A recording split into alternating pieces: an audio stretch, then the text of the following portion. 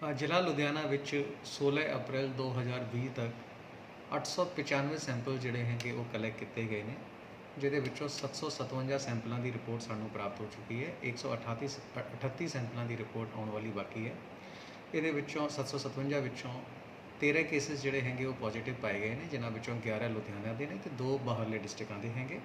722 cases ਜਿਹੜੇ ਹੈਗੇ ਉਹ ਨੈਗੇਟਿਵ ਪਾਏ ਗਏ ਨੇ ਤੇ 22 ਕੇਸ ਜਿਹੜੇ ਹੈਗੇ 22 ਕੇਸਿਸ ਜਿਹੜੇ ਹੈਗੇ ਉਹ ਬਿਕੋਜ਼ ਆਫ ਸਮ ਰੀਜ਼ਨ ਉਹ ਸੈਂਪਲ ਜਿਹੜੇ ਸੀਗੇ ਉਹ ਰਿਜੈਕਟ ਹੋ ਗਏ ਸੀਗੇ।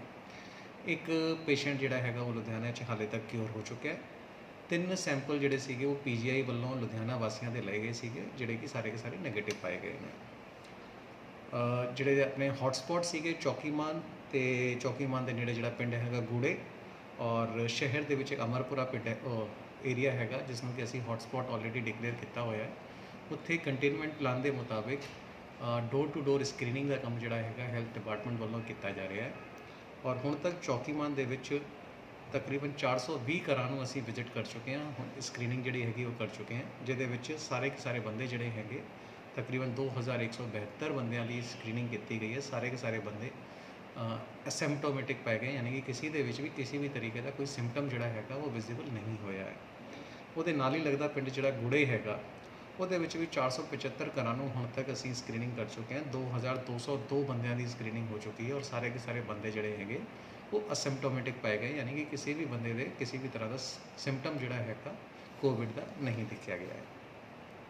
ਜਿਹੜਾ ਅਮਰਪੁਰਾ ਏਰੀਆ ਹੈਗਾ ਉਹਦੇ ਵਿੱਚ 2867 ਲੋਕਾਂ ਨੂੰ ਹਾਲੇ ਤੱਕ ਸਕਰੀਨ ਕੀਤਾ ਜਾ ਚੁੱਕਿਆ ਹੈ, ਜਿਹਦੇ ਵਿੱਚੋਂ 2863 ਬੰਦੇ ਜਿਹੜੇ ਹੈਗੇ ਉਹ ਅਸਿੰਪਟੋਮੈਟਿਕ ਪਾਏ ਗਏ ਨੇ। 4 ਬੰਦੇ ਜਿਹੜੇ ਹੈਗੇ ਉਹਨਾਂ ਦੇ ਵਿੱਚ ਕਿਸੇ ਤਰ੍ਹਾਂ ਦੇ ਸਿੰਪਟਮ ਜਿਹੜੇ ਹੈਗੇ ਉਹ ਵਿਜ਼ੀਬਲ ਹੋਏ ਨੇ, ਜਿਨ੍ਹਾਂ ਨੂੰ ਕਿ ਸਿਵਲ ਹਸਪੀਟਲ 'ਚ ਲਿਜਾ ਕੇ ਉਹਨਾਂ ਦੀ ਸੈਂਪਲਿੰਗ ਜਿਹੜੀ ਹੈਗੀ ਉਹ ਕਰਵਾਈ ਗਈ ਹੈ। ਅੱਜ ਇੱਕ ਕੇਸ ਜਿਹੜਾ ਸੀਗਾ ਉਹ ਦਿੱਲੀ ਦੇ ਵਿੱਚ ਪਾਇਆ ਗਿਆ ਸੀਗਾ। ਕੁਝ ਨਿਊਜ਼ ਆਰਟੀਕਲਸ ਇਸ ਤਰ੍ਹਾਂ ਦੇ ਆਏ ਸੀਗੇ ਕਿ ਇੱਕ ਰੈਸਟੋਰੈਂਟ ਦੀ ਡਿਲੀਵਰੀ ਕਰਨ ਵਾਲੇ ਬੰਦੇ ਨੂੰ ਕੋਵਿਡ ਪੋਜ਼ੀਟਿਵ ਉਹ ਡਿਕਲੇਅਰ ਹੋਇਆ ਸੀਗਾ।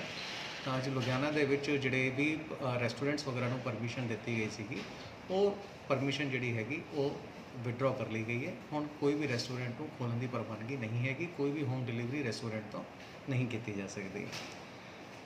ਇੱਕ ਨਵਾਂ ਡਿਵੈਲਪਮੈਂਟ ਜਿਹੜਾ ਹੈਗਾ ਉਹ ਇਹ ਹੋਇਆ ਹੈ ਕਿ ਗਵਰਨਮੈਂਟ ਆਫ ਪੰਜਾਬ ਵੱਲੋਂ ਰੈਪਿਡ ਟੈਸਟਿੰਗ ਕਿਟਸ ਜਿਹੜੀਆਂ ਹੈਗੀਆਂ ਉਹ ਪ੍ਰੋਕਿਓਰ ਕੀਤੀਆਂ ਜਾ ਰਹੀਆਂ ਹਨ। ਕੁਝ ਡਿਸਟ੍ਰਿਕਟ ਹੈਗੇ ਜਿਵੇਂ ਮੋਹਾਲੀ, ਜਲੰਧਰ, ਉੱਥੇ ਸੈਂਪਲ ਤੌਰ 'ਤੇ ਕੁਝ ਕਿਟਾਂ ਜਿਹੜੀਆਂ ਹੈਗੀਆਂ ਉਹ ਭੇਜੀਆਂ ਜਾ ਚੁੱਕੀਆਂ ਹਨ ਔਰ ਉਹਨਾਂ ਤੋਂ ਸੈਂਪਲਿੰਗ ਕਰਕੇ ਟੈਸਟ ਰਿਜ਼ਲਟ ਜਿਹੜਾ ਹੈਗਾ ਉਹ ਬਹੁਤ ਛੇਤੀ ਆ ਜਾਂਦਾ। ਇਸੇ ਕਰਕੇ ਇਹਨਾਂ ਨੂੰ ਰੈਪਿਡ ਟੈਸਟਿੰਗ ਕਿਟ ਕਹਿੰਦੇ ਨੇ। ਇਹ ਕਿਟਾਂ ਜਿਹੜੀਆਂ ਹੈਗੀਆਂ ਛੇਤੀ ਹੀ ਪੰਜਾਬ ਦੇ ਹਰ ਇੱਕ ਡਿਸਟ੍ਰਿਕਟ ਨੂੰ ਪਹੁੰਚਾ ਦਿੱਤੀਆਂ ਜਾਣਗੀਆਂ।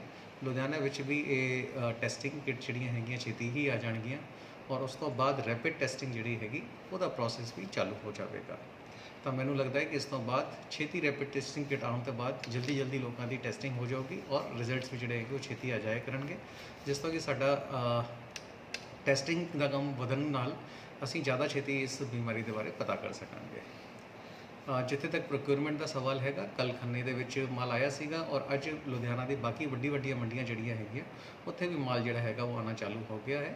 ਤਾਂ ਮੈਂ ਸਾਰੇ ਕਿਸਾਨ ਵੀਰਾਂ ਨੂੰ ਬੇਨਤੀ ਕਰਦਾ ਹਾਂ ਕਿ ਜਿਸ ਸਿਸਟਮ ਦੇ ਰਾਹੀਂ ਤੁਹਾਨੂੰ ਪਾਸ ਜਾਰੀ ਕੀਤੇ ਜਾ ਰਹੇ ਹਨ, ਉਸੇ ਸਿਸਟਮ ਦੇ ਮੁਤਾਬਿਕ ਹੀ ਤੁਸੀਂ ਆਪਣਾ ਮਾਲ ਜਿਹੜਾ ਹੈਗਾ ਲੈ ਕੇ ਮੰਡੀਆਂ ਦੇ ਵਿੱਚ ਪਹੁੰਚੋ, ਕਿਉਂਕਿ ਜਿਵੇਂ ਕੱਲ੍ਹ ਅਸੀਂ ਖੰਨਾ ਮੰਡੀ 'ਚ ਮਾਲ ਖਰੀਦਿਆ ਸੀਗਾ, ਅੱਜ ਤਕਰੀਬਨ 90% ਮਾਲ ਉਹਦੇ ਵਿੱਚੋਂ ਅਸੀਂ ਲਿਫਟ ਵੀ ਕਰਾਤਾ, ਯਾਨੀ ਕਿ ਪਰਚੇਜ ਕੱਲ੍ਹ ਹੀ ਹੋ ਗਈ, ਲਿਫਟਿੰਗ ਵੀ ਜਿਹੜੀ ਹੈਗੀ ਉਹ ਅੱਜ ਹੀ ਕਰਾਤੀ।